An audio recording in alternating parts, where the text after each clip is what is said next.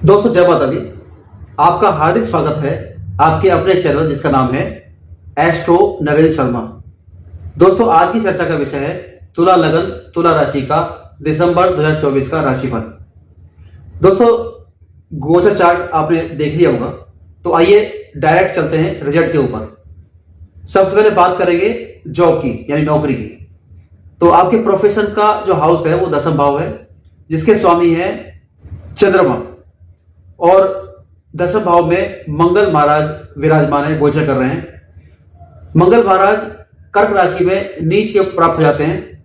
तो यहां पर यद्यपि मंगल महाराज नीच राशि कर्क राशि में गोचर कर रहे हैं, लेकिन फिर भी उनका चंद्रमा के गोचर के कारण ऑलमोस्ट पूरे महीने नीच भंग होता रहेगा। तो यहां पर मंगल का कोई नेगेटिव इंपैक्ट आपको मिलने वाला नहीं है जॉब के लिए।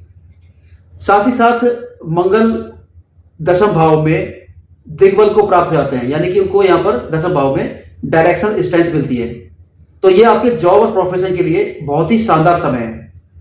यदि आपकी मंगल की दशा भुक्ति अंतरा भी चल रही है तो यहां पर आपका प्रमोशन होने का भी योग दिखाई दे रहा है। अब बात करते हैं व्यापार की यानी कि बिजनेस की, जिसका विचार सप्तम भाव से करते हैं। साथ ही दसम भाव और 11वें भाव को भी हम विचार करके इसका निष्कर्ष निकालते हैं। तो सप्तम भाव के स्वामी भी मंगल महाराज हैं, जो कि केंद्र में बैठे हुए हैं। केंद्र के स्वामी का ग्रह का केंद्र में बैठना एक अच्छी बात है। यहां पर इस ग्रह को स्ट्रेंथ मिलती है, ताकत मिलती है। और साथ ही जैसा कि मैंने बताया कि मंगल महाराज को दसम भाव में डायरेक्शनल स्ट्रेंथ मिलती है, यानी कि दिग्बल हुए होते हैं। तो आपके व्यापार के लिए ये एक बहुत ही शानदार समय है। आपका व्यापार यहाँ पर दिन दूनी रात चौगुनी तरक्की करेगा, और यहाँ पर कुछ आपके जो नए क्लाइंट बनेंगे, नई आपकी इनकम बढ़ने का यहाँ पर सोर्स दिखाई दे रहा है, क्योंकि मंगल महाराज धन भाव के भी स्वामी हैं। तो यहाँ पर प्रोफेशन से धन प्राप्त होने का योग दिखा रहा है। अब बात करते हैं धन की और इन्वेस्टमेंट की। तो आपकी सेविंग्स और जो मनी कैश फ्लो है वो कैसा रहेगा दिसंबर के महीने में, जान लेते हैं। इसका विचार हम करते हैं सेकंड हाउस से।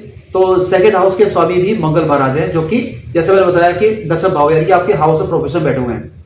तो धन के भाव का हाउस ऑफ प्रोफेशन बैठना इस बात का संकेत देता है कि आपको धन की प्राप्ति होगी प्रोफेशन के द्वारा। तो आपका जो व्यवसाय है या जो आपकी जॉब है उससे मनी फ्लो आपका यहां पर कैश में आएगा। सूर्य महाराज क्योंकि सेकंड हाउस में बैठे हुए हैं, धन के भाव में बैठे हुए हैं, और सेकंड हाउस यानी कि धन के भाव पर ही राहु की और शनि की दृष्टि भी है। तो यहां पर आपका धन तो आएगा, लेकिन साथ ही साथ धन आपका निकल भी जाएगा, यानी खर्चा भी हो जाएगा। तो खर्चा भी काफी ज्यादा होगा इस महीने दिसंबर के महीने में आपका। जहां तक इन्वेस्टमेंट का आकलन है, इसका विचार करते हैं 12th हाउस से यानी 12वें भाव से। तो 12वें भाव के स्वामी है बुध महाराज, जो कि धन के भाव यानी सेकंड हाउस में गोचर कर रहे हैं, और सूर्य महाराज के साथ बैठ करके बुध आदित्य नाम का एक योग बना रहे हैं। तो ये यद्यपि बहुत सुंदर योग है, लेकिन 12th हाउस में केतु महाराज काफी लंबे समय से गोचर कर रहे हैं।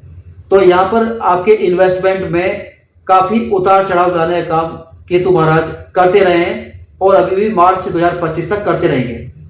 तो इन्वेस्टमेंट आप अपने रिस्क पर कीजिए, क्योंकि यहां पर योग इस तरह का दिखाई दे रहा है कि भारी उतार चढ़ाव यहां पर चलता रहेगा आपके इन्वेस्टमेंट के क्षेत्र में। अब बात करते हैं आपके स्वास्थ्य की। तो लग्नेश शुक्र महाराज गोचर कर रहे हैं चौथे भाव यानी कि केंद्र में। तो ये एक अच्छी स्थिति है, और शुक्र के ऊपर मंगल की उच्च दृष्टि भी है।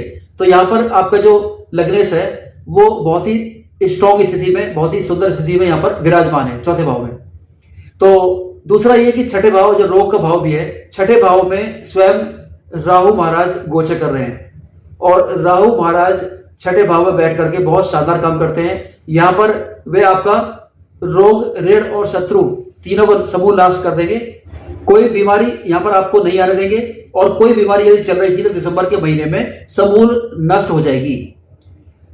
यद्यपि आपको यहां पर एक बात का अवश्य ध्यान रखना होगा, क्योंकि छठे भाव के स्वामी यानी रोग भाव के स्वामी गुरु महाराज है, और उनका गोचर चल रहा है अष्टम भाव में यानी कि 8वें भाव में। तो रोग भाव के स्वामी का गोचर क्रॉनिक बीमारी के भाव में अगर हो रहा है, तो यहां पर आपको कुछ लिवर की बीमारी या जैसे पीलिया की बीमारी यहां पर होने की यहां पर संकेत दे रहा है। तो आपको अपने स्वास्थ्य में इन चीजों को आपको अलर्ट रहना चाहिए। लेकिन सूर्य और मंगल की स्थिति स्ट्रांग होने के कारण रोग होने की संभावना दिसंबर के महीने में बहुत ही कम है। अब बात करते हैं आपके मैरिड लाइफ की, जिसका विचार करते हैं सप्तम भाव से, जिसके स्वामी मंगल महाराज हैं और वो गोचर कर रहे हैं दशम भाव में। यद्यपि जैसे मैंने बताया कि वो नीच अवस्था में है कर्क राशि में, लेकिन उनका चंद्रमा के गोचर के कारण नीच भंग होता रहेगा ऑलमोस्ट पूरे महीने। तो यहां पर मैरिड लाइफ के लिए बहुत ही सुंदर समय रहेगा। और मंगल के ऊपर शुक्र की दृष्टि भी है, क्योंकि शुक्र चौथे भाव में बैठे हुए हैं और उनकी दृष्टि दसम भाव में स्थित मंगल पर है। तो ये मैरिड लाइफ के लिए बहुत ही शानदार समय है। आपका स्पाउस आपके लिए लकी साबित होगा। आपके स्पाउस से आपको बहुत हेल्प मिलेगी, बहुत सपोर्ट मिलेगा और आप भी अपने स्पाउस को बहुत सपोर्ट कर पाएंगे। अब बात करते हैं आपकी शिक्षा की, तो जिसका विचार करते हैं चौथे भाव से, पांचवें भाव से, आठवें नवें भाव से भी इसका विचार किया जाता है। तो चौथे भाव के स्वामी और पंचम भाव के स्वामी स्वयं शनि महाराज हैं, जो कि बहुत ही बेटर स्थिति में बैठे हुए हैं और उनका गोचर पंचम भाव में हो रहा है, जो कि त्रिकोण का भाव है, यानी कि वो केंद्र के भाव के स्वामी हैं और त्रिकोण में बैठे हुए हैं। तो ये एक अपने आप में राजयोग है। शिक्षा में बहुत ही शानदार और बड़ी सफलता मिलने का योग यहां पर दिखाई दे रहा है। जो जातक उच्च शिक्षा प्राप्त करना चाहते हैं या जो जातक शिक्षा प्राप्त करने के लिए विदेश में जाना चाहते हैं, तो बुध महाराज आपकी इच्छा अवश्य पूरी कराएंगे। और जो जातक रिसर्च कर रहे हैं या जो जातक पीएचडी कर रहे हैं, एमफिल कर रहे हैं, साइंटिस्ट है या फिर साइंटिस्ट बनने की राह पर चल रहे हैं, उनके लिए बहुत ही शानदार समय है। उनकी मनोकामना अवश्य पूरी होगी। और जो जातक इंश्योरेंस का काम करते हैं या डिटेक्टिव हैं, टैक्सेशन का काम करते हैं, इनकम टैक्स, सेल टैक्स, या फिर ज्योतिष शास्त्र में या ऑकल्ट में किसी भी विधा में इंटरेस्टेड रहते हैं, तो ऐसे जातकों को यहां पर शानदार सफलता मिलने का योग दिखाई दे रहा है। अष्टम भाव में स्थित गुरु महाराज और साथ ही सेकंड भाव में स्थित सूर्य और बुध महाराज की दृष्टि अष्टम भाव के ऊपर यह साबित करती है, ये इंडिकेशन करती है कि आपको विदाउट एफर्ट्स का धन आपको अवश्य यहां पर मिलेगा।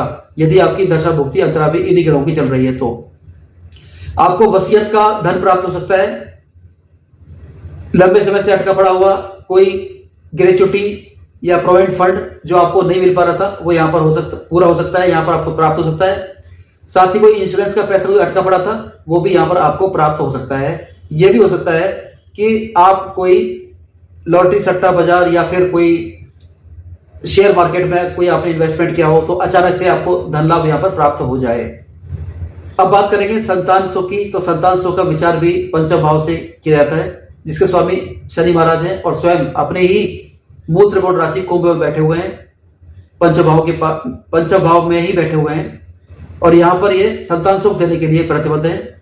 लेकिन पंचम भाव पर वक्री मंगल की अष्टम दृष्टि भी है, क्योंकि 7 दिसंबर से मंगल महाराज वक्री होने वाले हैं। तो यहां पर जो महिलाएं कंसीव करना चाहती हैं या ऑलरेडी कंसीव कर चुकी हैं, गर्भधारण कर चुकी हैं, ऐसी महिलाओं के लिए यहां पर खतरा पैदा हो जाएगा। उनको यहां पर मिसकैरेज होने का यहां पर चांस बन गया है। तो आप हाई अलर्ट पर रहिएगा, क्योंकि शनि का नैसर्गिक गुण भी यही है, सूखापन, रूखापन और डैमेज करना। जिन जातकों की ऑलरेडी संतान है, उनको संतान को बहुत सफलता, बहुत तरक्की मिलने का योग यहां पर दिखाई दे रहा है। ऐसे जातकों की संतानें यदि किसी झगड़े झंझट में फंस जाती हैं, तब भी उनका वहां से निकलना संभव हो सकता है राहु महाराज और शनि महाराज की कृपा के साथ। अब बात करते हैं लव लाइफ की। तो दोस्तों, लव लाइफ के लिए बिल्कुल भी उपयुक्त समय नहीं है, क्योंकि पंचम भाव में स्वयं शनि महाराज विराजमान है। यद्यपि वो अपनी मूल त्रिकोण राशि कुंभ में गोचर कर रहे हैं और शश नाम का एक पंच महापुरुष योग का भी निर्माण कर रहे हैं। और लेकिन यहां पर हमें यह भी ध्यान रखना होगा कि शनि का जो कारकत्व है और शनि की जो नैसर्गिक गुण है, वो प्रेम के नहीं है, वो त्याग के हैं, वो योग के हैं, भोग के नहीं है। और जो लव लाइफ है वो एक भोग की विषय वस्तु है। तो शनि महाराज भोग के लिए नहीं बने हैं, बल्कि योग के लिए बने हैं। तो ऐसे जातकों को यहां पर निराशा होगी जो किसी लव लाइफ में है या किसी रिलेशनशिप में चल रहे हैं। तो ऐसे जातकों को यहां पर प्रॉब्लम आएगी अवश्य। साथ ही साथ हमको यह भी ध्यान रखना होगा कि पंचम भाव पर मंगल की अष्टम दृष्टि भी है, यानी कि वक्र अवस्था में आने वाले हैं मंगल महाराज और 7 दिसंबर से वक्री हो जाएंगे। तो उनकी वक्र दृष्टि 7 दिसंबर 2024 के बाद आपके पार्टनर के साथ आपके झगड़े अवश्य कराएगी। अब बात करते हैं आपकी फैमिली लाइफ की, तो जिसका विचार हम करते हैं सेकंड हाउस से और फोर्थ हाउस से। तो फैमिली लाइफ आपकी इस महीने अच्छी दिखाई दे रही है। शुक्र महाराज स्वयं विराजमान है सुख के भाव में, आपके जो घर के सुख के भाव में, और सेकंड हाउस पर यद्यपि सूर्य महाराज स्वयं गोचर कर रहे हैं, लेकिन यहां पर बुध के साथ मिलकर के एक बुध आदित्य योग का भी निर्माण कर रहे हैं। यद्यपि आपकी वाणी थोड़ी कठोर हो जाएगी और आपका व्यवहार भी इगोइस्ट हो जाएगा, आपके अंदर ईगो की भावना ज्यादा होगी, जिसके कारण कि आपके जो कुटुंब के लोग हैं, कजिन्स वगैरह हैं, जो रिलेशंस के लोग हैं, उनके साथ कुछ संबंध आपके अवश्य बिगड़ेंगे। लेकिन जिस परिवार में आप रहते हैं उन परिवारिक जनों के साथ आपके संबंध मधुर रहेंगे। अब बात करते हैं कुछ खराब दिनों की, कुछ अच्छे दिनों की। तो सबसे पहले बात करेंगे खराब दिनों की। इसके अलावा जो दिन बचेंगे या तो वो अच्छे होंगे या फिर सामान्य रहेंगे। 7, 8, 9, 10, 13, 14 दिसंबर, 7th, 8th, 9th, 10th, 13th and 14th December, 22, 23, 24 December, 22nd, 23rd, 24th दिसंबर। तो दोस्तों आप इन समय को निकाल लीजिए। जो बाकी दिन जो बचेंगे या तो वो सामान्य रहेंगे या फिर अच्छे रहेंगे। तो आइए अब बात करते हैं उपाय की। दिसंबर के महीने में आपको 2 उपाय अवश्य करने चाहिए।